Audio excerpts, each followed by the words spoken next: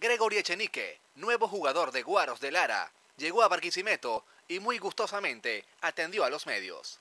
El pívot venezolano se muestra contento por esta oportunidad que se le presenta en su exitosa carrera. De formar parte de una organización como la de Guaros de Lara, que por lo que he preguntado y lo que he visto, han sido bastante profesional con todo.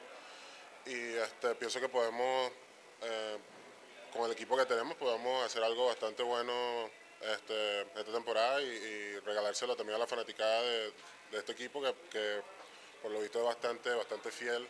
Y muy bien, bueno, contento. Ya hoy el equipo practica en la noche, veré si me puedo incorporar a conocer al resto de los muchachos. Ya tuve el chance de hablar con el Che en ocasiones anteriores.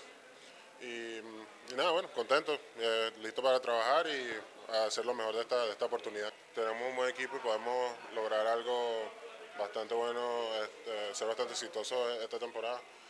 Y en cuanto al coach, yo anteriormente con la selección había jugado en contra de él, no lo conocía tan bien y tuvimos el chance de comer, hablar normal, como de persona a persona, nada como dice de negocios y me cayó bastante bien y me pareció que es una persona con la que sí me gustaría de repente jugar. Pienso que tiene mucho que enseñar y me puede ayudar a mejorar también, ¿no? Y nada, la oportunidad se dio de regresar a mi país y eso, para que mi familia también pueda jugar, que ha sido difícil durante mi carrera porque siempre he estado en el exterior y ellos no han podido estar ahí siempre.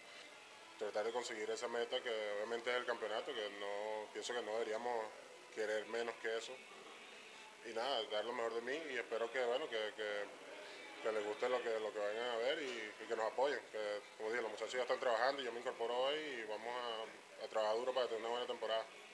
Bien, pienso que es un poquito diferente a otras fanaticadas que he tenido el chance de jugar y bien contento. Yo pienso que eso ayuda al jugador a la adrenalina, todo eso ayuda a que uno trate de darlo todo por ellos, porque si ellos no van al juego, si ellos no apoyan a uno, entonces tampoco, o sea, para eso lo hacemos también, ¿no?